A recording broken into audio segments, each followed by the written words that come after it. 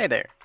So, I think like most of the game community right now, I've been really enjoying Marvel Rivals.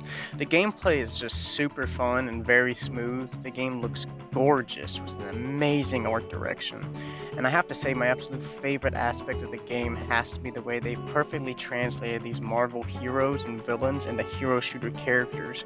Truly, almost every character you can play in this game has a kit that will make Marvel fans just go, ah, I see what you did there. I was rather worried somewhat getting into this game after my abusive one-year relationship with Overwatch 2, but I was shocked to see just how much love and care was really put into every aspect of this game. And the one I'm interested in today is the lore, specifically Mr. Fantastic's lore, since he is one of the brand new characters this season, and his lore actually does a really good bit of world building for this story, confirming key questions the community has had about the lore of this game since launch. Frankly, while doing research for this video, aka reading through all the currently available stories in-game and seasonal stories as well, it was extremely overwhelming the amount of story there already is. It's actually nuts. So I'll mainly be summarizing the lore story in-game for Mr. Fantastic, and after that giving a basic rundown of the four main universes slash chronoverses that make up this game. Also, quickly just to clarify, I'm assuming if you're watching this you have a basic understanding of the Marvel Universe, so I'll be keeping characters' origin stories brief since I'm sure most of you already know it. Also, this looks specifically at the Marvel Rivals lore for the character, not their comic or film histories, which won't really be touched on here. If you enjoy this content and any engagement would really be appreciated. This is my first real video, so every comment and like really does help. But with that out of the way, let's look at the salt and pepper haired family man himself, Reed Richards. So like I said earlier, I'll try to keep this part brief, but the basic origin story for Mr. Fantastic and the wider Fantastic Four as a whole typically goes something like this. Reed Richards, Ben Grimm, Sue Storm, and Johnny Storm get sent to a mission into space, ending in the four of them all getting blasted by cosmic radiation, giving them all superpowers. Except Ben, he kinda just becomes a big rock, but regardless, Reed Richards gets elastic powers, allowing himself to stretch his body, hence he names himself Mr. Fantastic! With this newfound family of cosmic ray-infused weirdos, they form Marvel's first family, the Fantastic Four. Now that everyone is caught up to speed, we can finally get to the meat and potatoes of this video, what we learned for the new Mr. Fantastic lore entry in Season 1. Our story starts in the Baxter Building of a modern-day New York, trapped in eternal darkness by Dr. Doom, with the help of Dracula. Mr. Fantastic is examining some chronovium brought to him by the Thing on his latest trip down to the overrun city below them. Now, if you're wondering at this point what the heck this chronovium stuff even is, it's been explained in more detail in one of the gallery cards this season, specifically the one going over Doom's meeting with Dracula. And it's described specifically as shards of pure time, crystallized by Dr. Doom's experiments with the time stream. Focusing back in on our story now, Mr. Fantastic was puzzled by the chronovium. Needing a second opinion, he contacted Shuri, but not the one from his Earth. As a few days after the time stream entanglement began, Reed was contacted by a Shuri from another universe, which was home to a spacefaring intergalactic Wakandan empire. She was hoping and trying to contact other great minds throughout the multiverse to try and fix the mess Doom had made. Through the combined effort of herself, Mr. Fantastic, and the Iron Man of Reed's universe, who, fun fact, is the same Iron Man we play as in-game, they were successful in building the blueprints for a time stream reintegration device, or as I'll be referring to it for the rest of this video, the TRD. So what? We have the device that can fix everything. What's the issue now? A fuel source. So this catches us back up to where we were earlier, as Reed gets in contact with Shuri again, hoping to get to the bottom of this fuel source issue, as he believes that the chronovium could be the answer to their problem. Issue being, Reed needed a lot of fuel to build and power the device, and he wanted to assess what the other universe's chronovium were like, as it takes on different forms depending on the universe. For example, the Chronovium in Shuri's universe took in some vibranium with it, making it Vibrani Chronovium.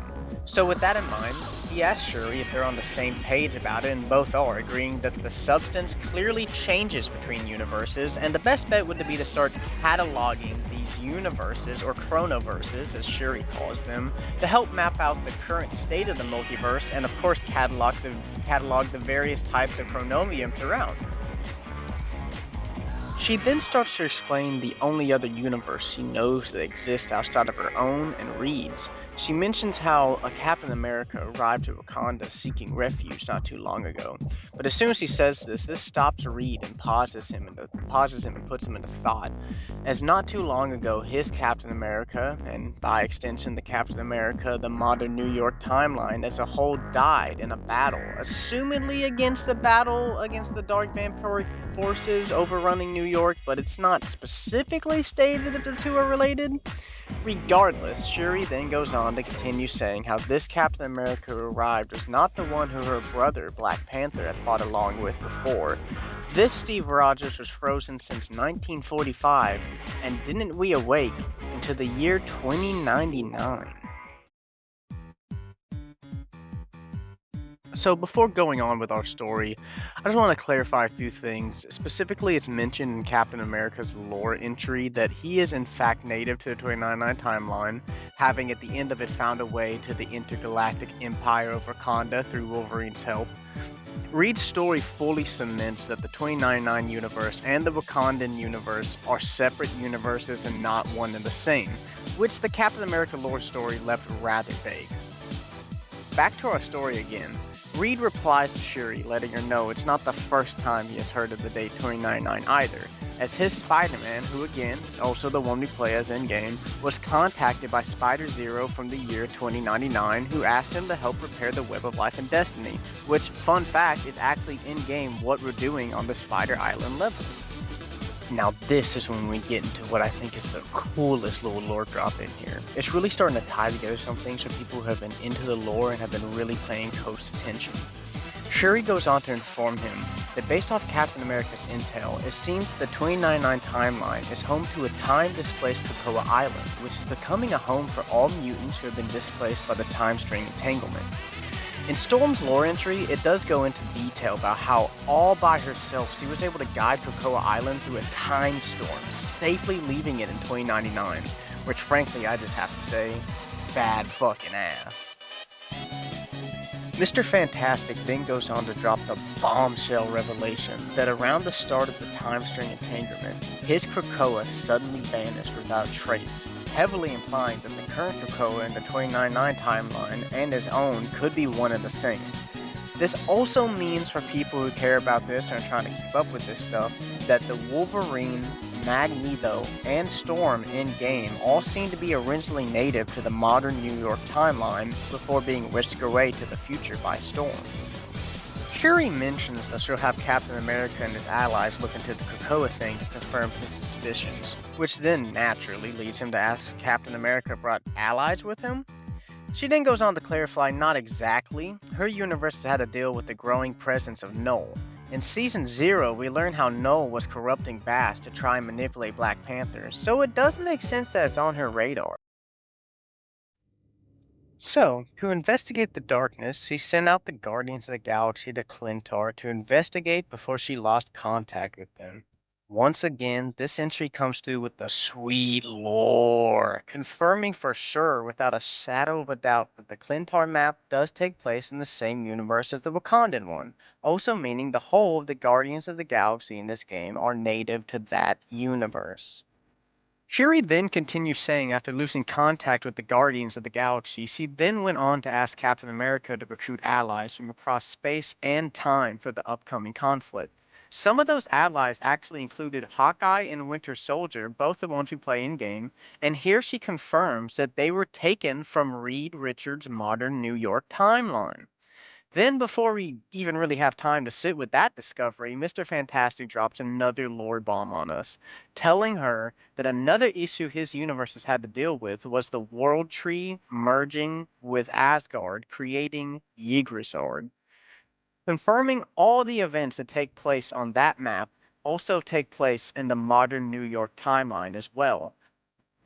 Also, obviously, this leads to the natural conclusion that Thor, Hela, and Loki are also all native to the modern universe as well. He then goes on to explain further that Asgard is not the only pantheon in disarray, as Doctor Strange recently got back from a trip through the astral realm, where he communicated to more heroes from another dimension, one where powerful deities are locked in an endless war for power and control. So, with that being said, Shuri thinks for a moment before helping out all of us Lord Nerds by laying out the main universes that most characters in the game are from.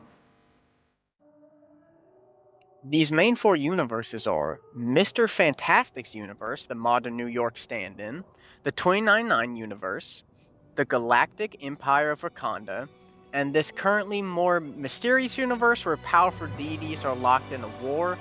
It seems it could be in reference to Khonshu and all the more mystical beings in the Marvel universe, but it is kind of unclear, honestly. Magic story goes into it a bit, but that's for a different time.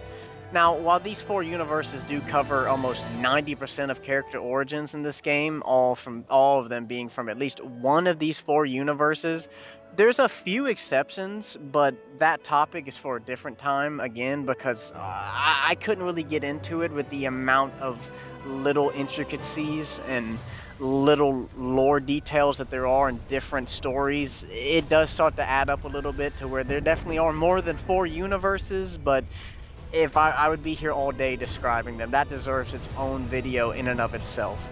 All you really need to know right now is that these main four universes are the most important ones with the most amount of lore covering them, for now at least. The story then finally wraps up on a rather unnerving note, as Shuri mentions that Black Panther should be in New York by now with a heart-shaped herb to hopefully try and fix their vampire problem. But unfortunately, that clearly didn't happen, as Reed seems puzzled by this and says he hasn't seen him. So he promises her to go down and look for Black Panther, hopefully before the vampires find him. Overall, I actually really do love how much world building we get in this story, setting in stone the main timelines to look out for in the story, confirming multiple characters have been thrown around universes and helping identify the native verses these characters belong to, tying in the Clintar map to Wakandan lore and Yggdrasil to the modern day New York lore helps things feel so much more cohesive. I don't really have much to say against the story, except that, especially compared to how bombastic and more action-packed some of the other lore entries can be, at the end of the day, this story was literally two of the greatest minds just talking. Still very interesting, obviously, but definitely less exciting than some of the other stories. Please let me know down in the comments what you thought of my analysis of the Mr. Fantastic lore and what video I should do next. I'm truly open to all criticism as I feel really passionate about this and I want to pursue content creation, so I'm all ears. I will say that doing a full script, editing, and coming up with video ideas that I'm truly passionate for does take a little bit of time as I'm only one man. But I do plan on making more Marvel Rival lore videos, but I also want to say I don't want to become known for them per se. Of course, we'll see what happens, but my hope is to branch out more and not be strictly stuck to one game series. I love many games, shows, movies. I'm a true nerd, and I'd rather this channel reflect my passions than just chasing what works. I'd ask anyone who thinks they find me even remotely entertaining to stick around, or if you also love pop culture and Marvel, Nintendo, DC, invest a subscription to this small channel and let's build a fun, geeky community that celebrates what we love.